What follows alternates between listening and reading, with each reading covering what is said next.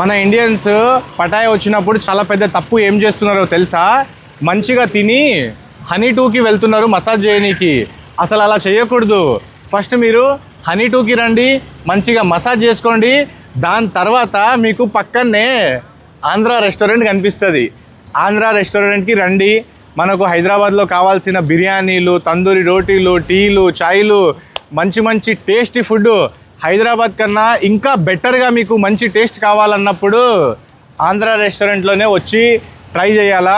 వీళ్ళ బిర్యానీలు, తందూరి చికెన్, రోటీ, butter non, butter chicken అసలు నెక్స్ట్ లెవెల్ ఉంటుంది. నేను పటాయాకు వచ్చినప్పుడు ప్రతిసారి ఫుడ్ తినేది ఆంధ్ర రెస్టారెంటే. ఇది ఎక్కడో కాదు, హనీ టూకి పక్కనే ఉంటుంది.